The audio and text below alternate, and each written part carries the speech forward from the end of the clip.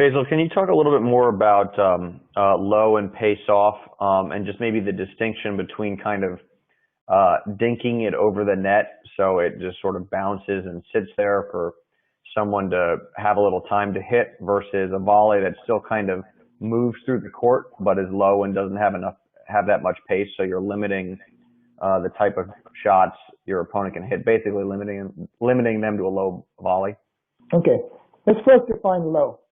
Ideally, you'd like to have the opponent or opponents X and Y hitting their volleys or half volleys being struck below the net. So when I say low, it's something below the net.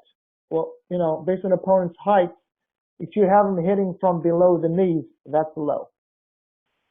That makes sense as far as low? Yep. Right. Taking the pace off. And it's like me saying, all right, guys, you need to eat less today. Well, what's less? You don't know how much I eat. If I said, well, 200 calories less, that would make sense. Now, taking the pace off, okay? Once again, remember I said, to increase pace, you want to maintain three things: consistency, accuracy, and time to get ready for the next shot. Now, I'm looking at, if you took the pace off, if you were on the service line area, let's say you both were hovering, and you hit a low ball and took, quote unquote, the pace off, I'm looking at, is that off-pace shot going to give you ample time to get in position? So, for example, the less court you got to cover. If I'm this close, I could hit the ball slightly harder because I don't have as much court to cover. Versus if I were further back and hit that ball with the same pace, I've got more court to cover. Remember, you got 21 feet from the net to the service line. If I got to work my way in from the service line coming to smother, the harder I hit, the more distance I got to cover. So a lot of times I tell players, pace off means by the amount of court you got to cover. If I've just got 2 feet just to cover, if I want to smother, I could hit the ball slightly, quote unquote, harder versus if I were further back. Does that make sense? That's all relative. When I say pace off, it depends on where you are and where you're trying to get to based on the time that the ball travels to the opponent and the distance you got to travel. Velocity equals distance over time. That's what I'm talking about. How much distance, how much time do I need? Hope I answered that question for you. Seems like it. The chat is well. So Vanessa says, so the less pace. She's basically saying if you have a lot of ground to cover, to put yourself in position to smother, it can actually make sense to take the pace off the ball so you have more time to move. Yep. It's all about buying time. Yes, buying time to take by taking the pace off to allow you to close in slash smother. Yes. Well put, Vanessa. Yes. Very cool. Okay. Questions? I think we're good at the moment. Okay. And that's the presentation. So let's go back to the start. Okay.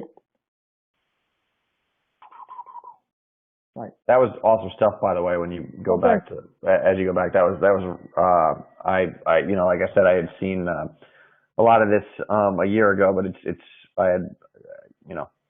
it's great to see it again. I mean, this stuff is really, really interesting. I know it's helping everybody on the line and on the replay as well. Okay, so let's go over. Hope I achieved my goals here. First one, to help all of you understand the different modes, defense, neutral, attack of play, and how this applies to different phases of a typical point. As phases constantly change, so can a player's tactical response. Did we achieve that today? A lot of great stuff. Yes, excellent, very logical. The chat box is blowing up. People are typing faster than I can read. It's like scrolling me off the screen. David has a comment, and maybe you can riff on this. How does he says, how do I remember all of this in the heat of battle? All right. There's 3 stages of learning. Was it David you said? It was David. David. All right. First stage is you got understanding, you got repetition, you got autonomous.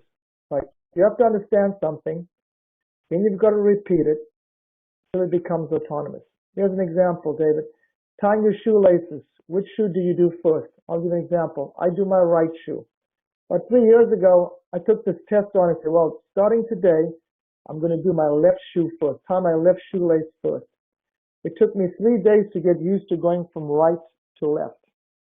And on the third day, it just didn't feel right. So we are creatures of habit. So understanding, repetition, autonomous. Today was more the understanding phase. So let me explain. Prior to today, I'm going worst case scenario, you are unconsciously incompetent. Now I'm happy to say you're consciously incompetent. Once you get on the court and practice this, you'll be consciously competent. The more you repeat and practice it, you'll become unconsciously competent. So it's a learning process. Today's goal, you obviously in the understanding phase. You've got to understand it. That's our goal today. Train it. After you train it, you can have some questions. I'll be glad to answer the questions till it becomes automatic. Practice makes permanent. Incorrect practice, incorrect permanent. So we're teaching all of you how to practice this quote unquote correctly based on geometry. So I hope I answered your question, David.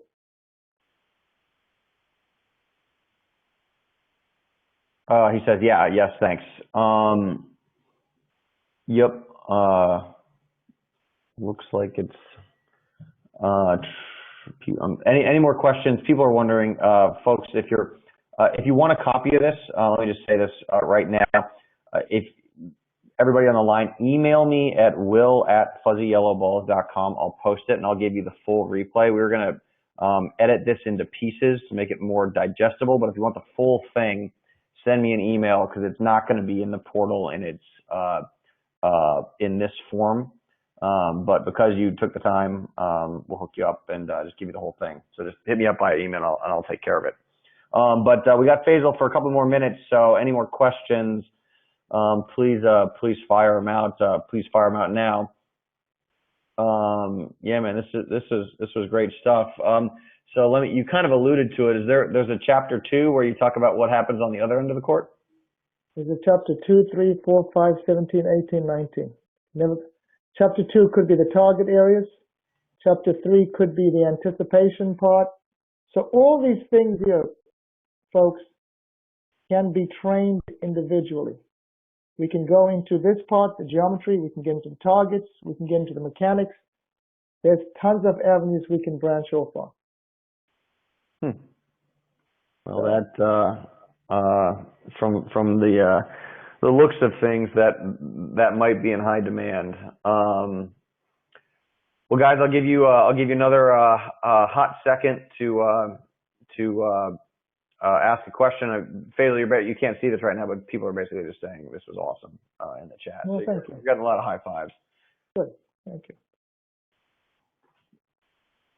So the PowerPoint you have out there is 4 phases of play. Our recommendation is get versatile on all 4. Come a match, you can adjust. I chuckle when people say, I just couldn't play my game yesterday. Well, the opponent sabotaged you. And so let's say, for example, I like middle versus middle, the extreme right. An opponent sabotaged me and don't allow me to do that. If I'm not versed on the other 3, I've got some problems.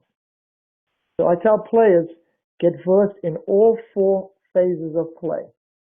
Come a match, you're looking good. What's the meaning of insanity?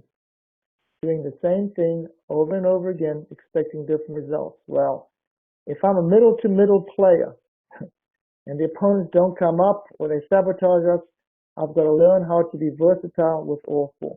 So equip yourself with all 4 phases of play and you'll be rocking. You can take on anything.